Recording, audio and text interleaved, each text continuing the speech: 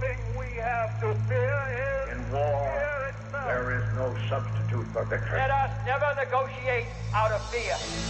We stand undivided, forever united, fighting hand in hand for the liberty we burn, for glory and honor, for our sons and daughters, ever mindful of the lessons we've learned. Let the torch of freedom burn.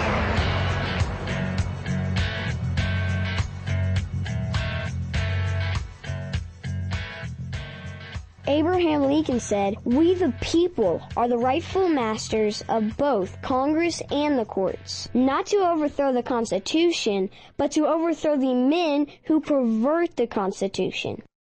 Welcome to WallBuilders Live, the intersection of faith and politics. It's Foundations of Freedom Thursday, which is our chance to dive into the founding principles of America, answer questions about the Founding Fathers, and apply our principles to what's going on in the country right now. I'm Rick Green here with David Barton. Thank you for joining us today. Also visit online at wallbuilders.com and wallbuilderslive.com. Our WallBuilders Live website also has archives for the last few months, so you can grab some of those other Foundations of Freedom Thursday programs. We appreciate you being with us. So, David, we get a lot of great questions. In fact, we got a stack of them. We're not going to be able to get to all of them. I want to encourage folks, though, to send them in. We love getting these. Radio at wallbuilders.com is the email to use for that. Radio at wallbuilders.com. So we want to just dive into questions right off the bat, Dave? Let's do it. All right, well, we'll jump right in then. We'll get this first one. Comes in from Ryan Wade. He said, David, Tim, and Rick, I've wondered about something for quite some time and hoped you guys may be able to shine some light on the subject for me.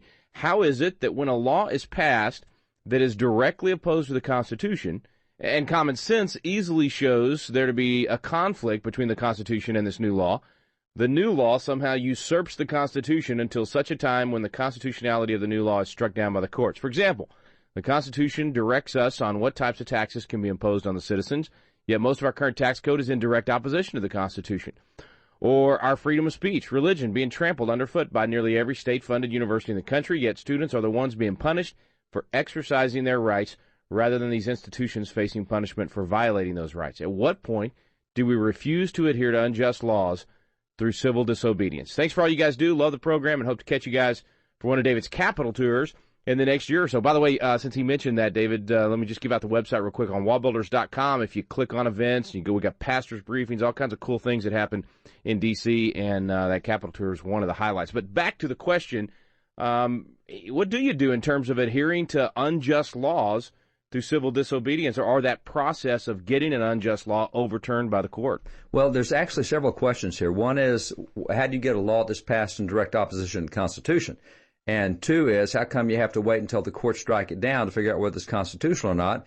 And three is, how come we don't punish those who violate the Constitution rather than those who keep it, like universities? And then four is, what do you do with civil disobedience? So let's start with one. How do you even get an unconstitutional law passed? When the Constitution clearly says something that is one way or the other, and you pass something in direct opposite, how does that even happen? Well, there's several ways that happens. First off, you got to understand that what Ryan is talking about in the Constitution is what you and I refer to, and that's a written piece of paper, black and white paper, if you will, to use that old phrase. So we think it actually means something that it says. Those that are often in office believe in a living Constitution, which is what they say that it means, what the courts say that it means, or what they want it to mean. And so they will pick and choose which parts they want. Thomas Jefferson described that as a thing of wax. It's become a thing of wax in their hands. So the first problem you have with this is you need to start electing people that believe in an actual finite, written, limited Constitution that says exactly what it means exactly what it says. Instead of just, how do we feel today? That's right. How do we feel today, and what agenda do I want to get passed? I'm getting elected to pass my agenda. No, get elected to uphold the written Constitution. So that's the first place we start, and this is not a new problem that we've had. You go all the way back to the founding era. You had guys wanting to violate the Constitution even back then when they were doing the Judiciary Bill under John Adams, and you can argue that the Alien Sedition Acts that were guys who said, hey, the Federalist Party trumps the Constitution. We're going to make sure Federalists reign. And so when the Anti-Federalists got elected under Thomas Jefferson, they went through and started doing lame duck laws, passing lame duck laws. We've heard that recently in the last 2 or 3 elections. They started passing lame duck laws to bind President Jefferson. They didn't really care what the Constitution said or what Jefferson wanted. They knew what they wanted. And so partisanship can get in the way of constitutionalism, which often happens. Worldview can, as when liberals or progressives take over versus conservatives and limited government people. But what you're saying is step one. I mean, you want to complain about unconstitutional laws. Step one is put people in office that won't pass unconstitutional laws in the first place. Well, you put people in office who, number one, have read the Constitution, know what it says. Number two, who agree with what it says and are agreeing to uphold it. And then you can get some laws that reflect the Constitution. But we don't do that anymore. Well, I cannot tell you the last time I've been at a town forum with candidates and they asked the candidate, will you uphold the Constitution of the United States as it's written? What are you going to do with the economy? What are you going to do with ISIL? What's your view on foreign affairs? Are you going to repeal Obamacare? It becomes all about agendas, either for or against. I want Obamacare kept, or I want it gone, or I don't want us to get involved with ISIL. I want us to be isolationist, or we got to get involved with ISIL, or we shouldn't be doing anything with Israel. Our foreign affairs money shouldn't be spent, or I want money spent on Israel. We go for our agendas rather than what the Constitution says. Yeah, maybe one of the questions we need to start asking is, which Constitution will you fight to uphold? That's right. The one that's written on paper or the one the courts have created out of thin air? And we need to do that when we elect dog catchers, by the way, because as we pointed out before, dog catchers don't stay dog catchers. Dog catchers decide they want to run for school board, then they run for school board president, then they run for city council, then they run for mayor, then they run for state rep, state senator, governor, and president. And so you want to go all the way back to the beginning and say, even as dog catcher, when you get sworn into office, you will take an oath to uphold the Constitution and the laws of your state. What's the Constitution mean to you? Tell me what you think the Constitution is. And if you don't get the right, well, it's a set of principles that guide us through tough times. No, it is a written document that tells us exactly the jurisdictions that are out there. And that idea of getting that kind of person, one of the founding fathers who helped frame the Constitution, John Francis Mercer, 200 years ago addressed this because it was already in place back then with people wanting to advance their agendas rather than the Constitution. And at the Constitutional Convention, he reminded the other guys who were writing the Constitution at that time. He said, guys, we all understand the Constitution is not what governs America. This is what he said. He said, it's a great mistake to suppose that the paper we're to propose will govern the United States. He said, it's not the paper. He said, it's the men whom it will bring into the government and the interest they have in maintaining it that will govern them. He said, guys, we all understand it's a great mistake to think that the paper we're doing, the Constitution, will govern America. It's not the Constitution. It's the men that the Constitution brings into office. He said, the paper will only mark out the mode and the form. Men are the substance, and men must do the business. So the point being, it's not the Constitution that is the most important thing here. It's electing people who have read and understand and will keep that Constitution. We've used on several occasions the quote from John Jay where he said, you need to read and study the Constitution of your country and teach it to the rising generation. He says, by knowing and understanding, you'll then perceive when your rights are violated, be the better prepared to defend and assert them. And that's the kind of people you have to elect, is those who have known and read the Constitution, who can teach it to the rising generation, who understand it, will perceive when it's being violated, and will then defend and assert it. I started to say step one is getting that, good people in office that won't violate the Constitution. I guess step one is we have to know the Constitution ourselves. That's right. To know what to elect. But your point's well taken that if you don't want unconstitutional laws, make sure the people in office understand it and will stand for it. We're going to take a quick break. We'll come back and get to the rest of your list there. Stay with us, folks. It's Foundations of Freedom Thursday here on WallBuilders Live. President Calvin Coolidge said, "The more I study the Constitution, the more I realize that no other document devised by the hand of man has brought so much progress and happiness to humanity. To live under the American Constitution is the greatest political privilege that was ever accorded to the human race."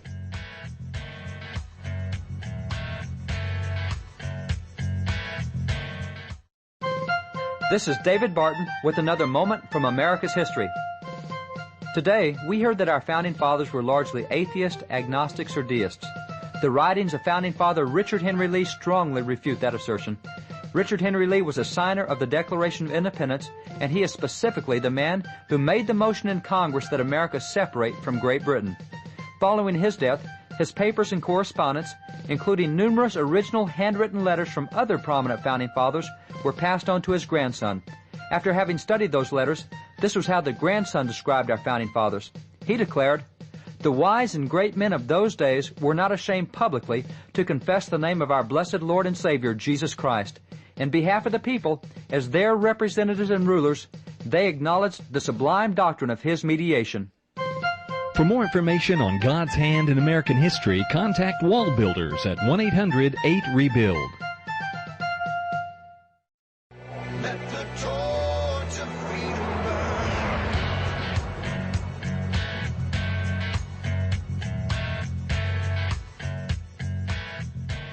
Samuel Adams said, "The liberties of our country and the freedom of our civil constitution are worth defending against all hazards, and it is our duty to defend them against all attacks." Welcome back. Thanks for staying with us here on WallBuilders Live. It's Foundations of Freedom Thursday, and we're right now in the middle of a question from Ryan Wade, a great question about unconstitutional laws and how to deal with that. First point, David, was get people in office that will uphold the written Constitution, not this, made-up how do we feel today Constitution the court currently is governing with. So who we elect, making sure we know the Constitution ourselves. What's next on that list? Well, he talked about how come we have to wait on it until the courts decide it's constitutional or not, even when we know it's unconstitutional. Why are we waiting on it? And that's one of the misunderstandings that you get in civics class today that you would not have gotten a generation ago. We have been taught 5 myths about the judiciary, but one of those myths is that only the judiciary can tell you what's constitutional or not. Now, way back in Congress, in the first Congress, you have James Madison saying, hey, the notion that only judges can determine what's constitutional, he said, that's nuts. That's my synopsis of it. You can read the entire quote. We have that on WallBuilders. But he says every branch takes an oath to uphold the Constitution, not just one branch. And that's part of the checks and balances. If you refuse to have the other 2 branches read and interpret and apply the Constitution, then you've lost your checks and balances. And that's where Lincoln, in his first inaugural address, said at that moment you will have relinquished your right to be ruled by leaders you elect to an unelected branch. And that's why he specifically disregarded the Dred Scott decision, because Dred Scott decision said, hey, blacks aren't people, they're property. And by the way, there's no right that a black man has that a white man is bound to observe. Lincoln said that's wrong, and that's not constitutional. And by the way, the reason that he was the head of the Republican Party was they said, let's go back to the principles on which the Republic was founded. That is, all men are created equal. They're endowed by their Creator with certain inalienable rights, among which is the right to life and liberty. And that's why Lincoln said, if you've been taught doctrines conflicting with these great landmarks, he said, go back to the Declaration. And people today say, well, the Constitution, you cannot understand the Constitution if you don't know the Declaration, because those 27 grievances that they had in the Declaration get solved in the Constitution. And you'll never understand constitutional intent if you don't understand what was behind the reason they put those clauses in there. And that's why Lincoln, in taking an oath to uphold the Constitution, says you got to go back to the principles of the Declaration, because that is the basis on which the Constitution is built. So to say that we've got 9 unelected people and we give the majority of that, we give 5 people the right to tell us what the Constitution says, that's nuts. I mean, every single citizen can read that. We talked before about elementary school. We used to teach in 1828 Stansbury's Elementary Catechism on the Constitution, where the kids in elementary school are answering the questions that all of our elected officials today should answer about the Constitution. But there is no one branch that has the exclusive right to interpret the Constitution, and the Founding Fathers made explicitly clear that it definitely was not the judiciary, because they are the unelected branch.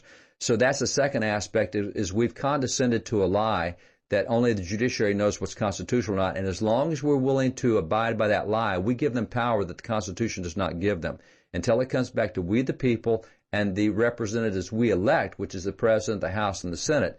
If we don't get the power back to those people by our own choices, and again, this goes back to citizens having some knowledge and using that knowledge and the type of people they elect, if you don't elect an Abraham Lincoln who's willing to stand up to the court, then you will be run by an oligarchy, as Thomas Jefferson called the court, an oligarchy, which is the majority of 9 people. So first of all, we got to know the Constitution. Secondly, get good people in that will not pass laws that are unconstitutional. Third, and I guess let's go back to step 1, really, is just understanding that proper balance of powers and understanding that everybody has a proper role to play in terms of determining constitutionality. Take a quick break. When we come back, let's talk about these universities that Ryan mentioned in his question and how you deal with their violation of constitutional rights. Back in a moment here on WallBuilders Live. Thomas Jefferson said, "In questions of power, then let no more be heard of confidence in man, but bind him down for mischief by the chains of the Constitution."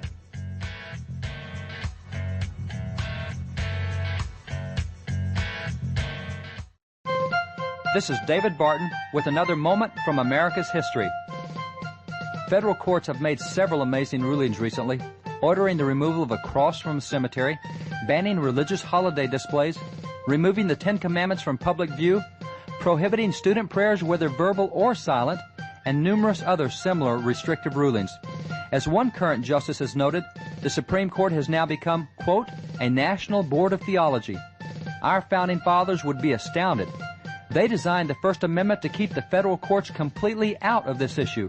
As Thomas Jefferson forcefully declared, I consider the federal government as prohibited by the Constitution from meddling with religious exercises.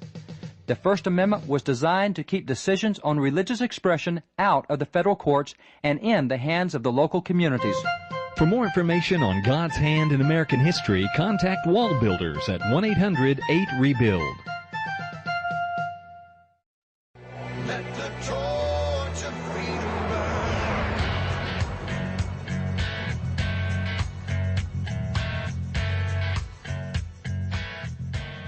Thomas Jefferson said, "The Constitution of most of our states and of the United States assert that all power is inherent in the people, that they may exercise it by themselves, that it is their right and duty to be at all times armed, that they are entitled to freedom of person, freedom of religion, freedom of property, and freedom of press." Welcome back. Thanks for staying with us here on WallBuilders Live. It's Foundations of Freedom Thursday, and that quote is just perfect. It's our responsibility. We've got to know the Constitution and be willing and able to hold our public servants accountable to it. We're dealing with a question from Ryan that talks about what to do when there's unconstitutional laws. And David, he specifically mentioned universities and how, so much happens in terms of speech and religion and those rights being trampled on with our students, and how the university, the students are the ones to suffer under that. And what do you do in the meantime? I mean, how do you deal with that? Well, accountability is part of it, because a lot of what happens in universities is once someone becomes tenured, they can treat students the way they want to, and there's no accountability for that. So we continually see teachers or university professors in the classroom that will attack students for their political beliefs, their religious beliefs, their moral beliefs, and you can't do anything to them. They're unaccountable. So on its premise, tenure is a bad deal. And anytime you can repeal tenure or prevent any school from having tenure, who would not love a job where you can do anything you want and not be accountable for it? Tenure makes someone unaccountable. The whole teaching of the Bible and Christianity and Judaism is that you are accountable to God for what you say and do, but not if you're tenured. Well, you're still accountable to God. You're no longer accountable to voters or taxpayers or anything else. So that's a great source of the difficulties, is they come from tenured professors where you can't get at them. Another source of difficulties is, and we've mentioned this on occasion over the years, is U.S. Code Section 1983. And that is when you have a lawsuit and it deals with what's called the Establishment Clause. And under the Founding Fathers' interpretation, the Establishment Clause is where you're trying to establish a national denomination, or you're penalizing people for their religious expression or beliefs. You deny the rights of conscience. Under U.S. Code 1983, if you file a suit under that, then you get paid attorney's fees. And so the government entity has to pay on that. And so what that typically means right now, the way the court reinterpreted the First Amendment in 1947, Everson versus Board of Education, that means that if you sue a school because they're having someone pray to baccalaureate, they now call that the establishment religion. And if you win, then that means the school is going to have to pay you. For example, this classic artwork that had hung in Minnesota schools for decades. Well, among all the art there, one was a picture of Jesus, and they sued, and the school had to pay, I think, $90,000 because they established religion by, among their artwork, having a classic picture of Jesus, which was one of the classic great pictures from, all these decades. You have the Ten Commandments that was removed in Alabama, and the government had to pay the ACLU, I think it was $473,000, because they said, showing the Ten Commandments establishes religion. Well, we sue under the Free Exercise Clause. We say, hey, you didn't let this kid say God at graduation. That's denying his free exercise of religion.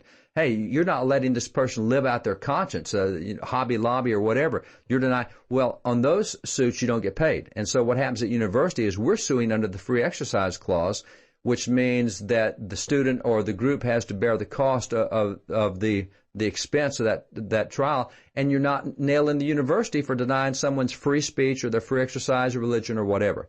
So we have the law set up to reward the people who violate and to punish the people who try to express their faith or their speech.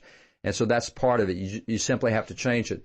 The other thing is you got to get state legislators really ticked at some of these universities. Say, you know what? We're chopping your budget until you get yourself under control. I think we've talked to guys from FIRE and the other legal groups that said something like 80 or 90% of universities in America have speech codes that on their face violate the First Amendment.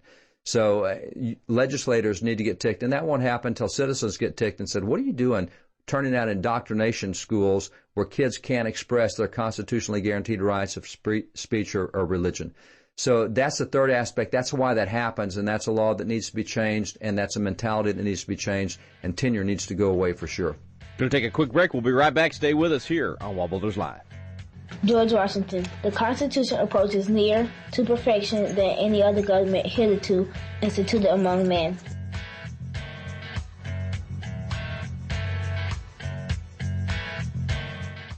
Have you noticed the vacuum of leadership in America? We're looking around for leaders of principle to step up, and too often, no one is there. God is raising up a generation of young leaders with a passion for impacting the world around them. They're crying out for the mentorship and leadership training they need.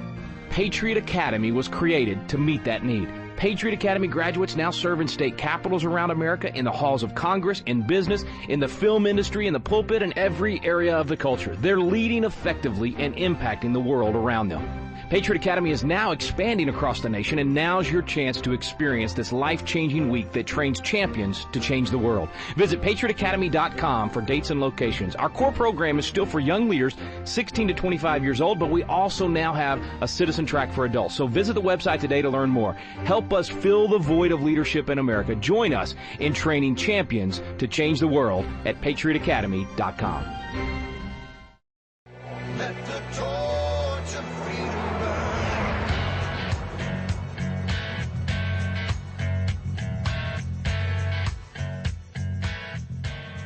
Calvin Coolidge said, "The more I study the Constitution, the more I realize that no other document devised by the hand of man has brought so much progress and happiness to humanity. To live under the American Constitution is the greatest political privilege that was ever accorded to the human race." Welcome back to WallBuilders Live. It's Foundations of Freedom Thursday. Thank you for joining us today. We've got a little bit of time left here. All day today we've been addressing a question from Ryan Wade. David, a great question dealing with unconstitutional laws and what do we do? And you've taken us through several steps. And the last thing he asked was, what do you do in the meantime with regard to an unjust law and civil disobedience? Well, you can disobey the law, but you do have to understand that you may pay a penalty for that.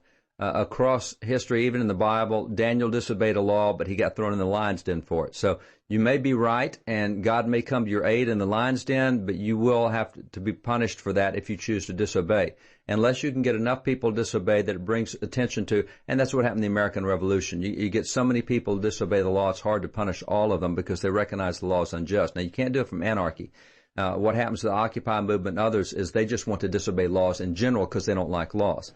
So the right answer to this is you have to have a grid work from which to evaluate laws. In the military, they used to call it lawful orders. If you get an order from your superior, you obey it as long as it's a lawful order. If your superior says, hey, here we are, I want you to go execute 30 civilians to show these guys what's going to happen unless they toe the line, you disobey that order. That is not a lawful order. So how do you judge a lawful order from a constitutional biblical perspective? Number one is does it violate anything God has explicitly said to do? If the civil government commands me that I cannot say the word God anywhere in public at any point in time, I will disobey that because the Bible tells me to acknowledge God in all my ways. So number one, you have to have the God grid work. And number two, you have to have a constitutional grid work.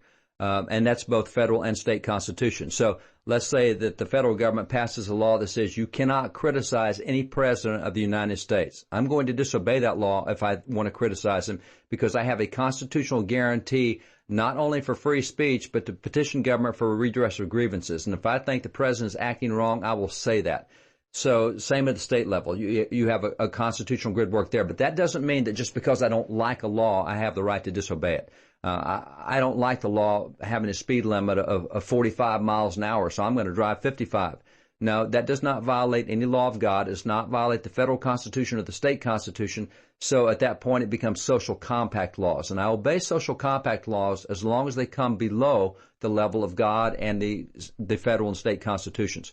So civil disobedience is set up by having a clear paradigm of priorities. I will obey God first. I will obey the Constitution, federal Constitution second. I will obey the state constitution third. In that order, if either the state or federal constitution cause me to disobey God, I'm going with God. But I have to have that grid work, and that helps me decide when I will exercise civil disobedience. And that's what you see with Martin Luther King. That's what you see with civil rights movements. They kept that grid work, and they were nonviolent in what they did. And that is the right way to exercise civil disobedience. Man, we got so many great questions answered today. I appreciate Ryan sending in his question. Folks, if you've got questions you'd like to have answered on Foundations of Freedom Thursday, send them into radio@wallbuilders.com, and also check us out at wallbuilderslive.com in our archive section. You can get more of these programs as well as our Good News Fridays and our interviews. Thank you for joining us today. You've been listening to WallBuilders Live. Thomas Jefferson said, "The constitutions of most of our states and of the United States assert that all power is inherent in the people, that they may exercise it by themselves, that is their right and duty, to be at all times armed, and that they are entitled to freedom of person, freedom of religion, freedom of property, and freedom of press." We stand undivided.